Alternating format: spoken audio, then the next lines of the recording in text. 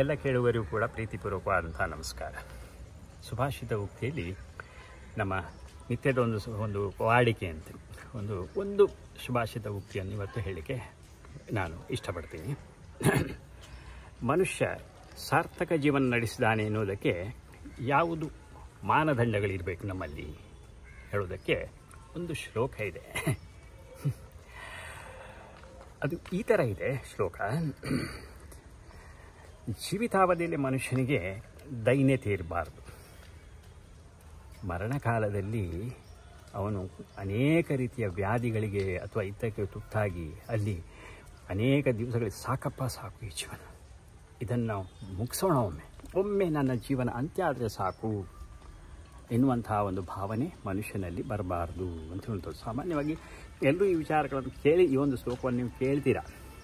ವಿನಾದ ಇನ್ನೇನ ಜೀವನಂ ಅನಾಯಾಸೇನ ಮರಣಂ. ಅದರಲ್ಲಿ ಕೊನೆಯ ಒಂದು ಸಾಲು ಎಲ್ಲರೂ ಬಿಟ್ಟಿರ್ತಾರೆ.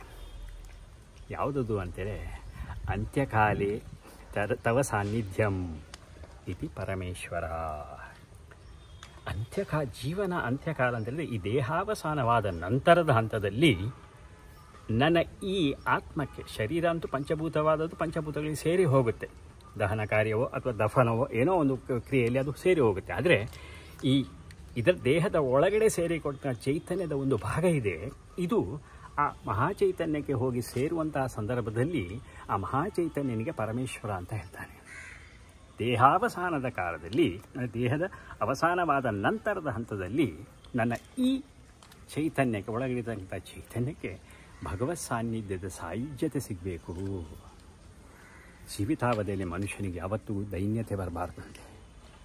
ಅವನವನ ಪ್ರಾಪ್ತಿಗೆ ಅನುಸಾರವಾಗಿ, ಅವನವನ ವಿಧಿಗನುಸಾರವಾಗಿ ಅವನಿಗೆ ಎಷ್ಟು ಸಿಗುತ್ತೋ ಅದರಿಂದಲೇ ತೃಪ್ತಿಯಿಂದ ಜೀವನ ನಡೆಸ್ಕೊಂಡು ಹೋಗುವುದರಲ್ಲಿ ಇರುವಂಥದ್ದು ಸುಖ ಬೇರೆ ಯಾವುದರಲ್ಲೂ ಇಲ್ಲ. ತನಗಾಗಿ ಬೇಕು ಅಂತ ಹೇಳ್ಕೊಂಡು ಇನ್ನೊಬ್ಬರಲ್ಲಿ ಕೈಯೊಡ್ಡುವಂತಹದ್ದು ಸ್ಥಿತಿ ಅದು ಯಾರಿಗೂ ಬರಬಾರ್ದು. ವಿನಾದ ಇನ್ನೇನ ಜೀವನಂ ಅನಾಯಾಸೇನ ಮರಣಂ. ಜೀವನದ ಅಂತ್ಯಕಾಲದಲ್ಲಿ, ಜೀವನದ ಸಂಧ್ಯಾಕಾಲದಲ್ಲಿ ಅನೇಕ ರೀತಿಯ ರೋಗ ರುಜಿನಗಳಿಗೆ ತುತ್ತಾಗುವಂಥದ್ದು, ಮನೆಯವರೆಂದರೆ ತಿರಸ್ಕಾರಕ್ಕೊಳಗಾಗುವಂಥದ್ದು, ಮನೆಯವರೇ ಅವನನ್ನು ಕಡೆಗಣಿಸುವಂಥದ್ದು, ಒಂಥರ ಪ್ರಾಣಿಯ ರೂಪದಲ್ಲಿ ಕೊನೆಯ ಹಂತದ ಜೀವನದ ಅಂತ್ಯ ಹಂತದಲ್ಲಿ ಪ್ರಾಣಿಯ ರೂಪದಲ್ಲಿ ಜೀವನವನ್ನು ಕಳೆಯುವಂತಹ ಸ್ಥಿತಿ ಯಾರಿಗೂ ಬರಬಾರ್ದು. ಈ ಎರಡು ವಿಚಾರಗಳನ್ನು ಸಾಮಾನ್ಯ ಎಲ್ಲ ಕಡೆಯಲ್ಲೂ ಕೇಳ್ತಾ ಇದ್ದಾರೆ. ವಿನಾದ ಇನ್ನೇನ ಜೀವನಂ ಅನಾಯಾಸೇನ ಮರಣಂ. ಆದರೆ ಕೊನೆಯದಿರುವಂಥದ್ದು ಇದು ಯಾವುದು? ಅಂತ್ಯಕಾಲದಲ್ಲಿ ಭಗವಂತ ನಿನ್ನ ಸಾನ್ನಿಧ್ಯದ ಸಾಯುಜ್ಯತೆ ಕೊಡು ನನಗೆ. ಎಷ್ಟು ಅರ್ಥಪೂರ್ಣವಾಗಿ ಈ ಒಂದು ಸುಭಾಷಿತವನ್ನು ಅವರು ಹಿರಿಯರು ಮಾಡಿಟ್ಟಿದ್ದಾರೆ ನೋಡಿ. ಈ ಗತಿಸಿದ ನಂತರವೂ ಕೂಡ ಈ ಚೈತನ್ಯಕ್ಕೆ ಒಂದು ಸ್ಥಾನ ಬೇಕಲ್ವಾ? ಅದು ಎಲ್ಲಿ ಬೇಕು ಅಂತ ಹೇಳಿದರೆ ಭಗವಂತನ ಪಾದಗಳ ಅಡಿಯಲ್ಲಿ ನನಗೆ ಸಿಗಬೇಕು ಎನ್ನುವಂಥದ್ದು. ಅದು ಆದರೆ ಮಾತ್ರ ಜೀವನ ಸಾರ್ಥಕ. ಸಾಮಾನ್ಯವಾಗಿ ನಾವು ಮೊದಲನೇ ಇದು ಸಾಲನ್ನು ಕೇಳ್ತೇವೆ. ಎರಡನೇದು ಇದೆ ಅಲ್ವಾ, ಇದು ಬಹಳ ಮುಖ್ಯವಾದದ್ದು.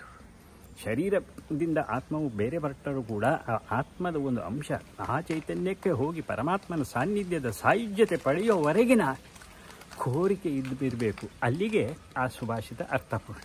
ಹಾಗಾಗಿ ಎಲ್ಲ ಕೂಡ ಕೇಳುಗರು ಕೂಡ ಇದನ್ನು ಚೆನ್ನಾಗಿ ಮಥನ ಮಾಡಿಕೊಳ್ಳಿ, ಚಿಂತನೆ ಮಾಡಿಕೊಳ್ಳಿ. ಇಷ್ಟೇ ಈ ಒಂದು ಶ್ಲೋಕದ ಅರ್ಥ.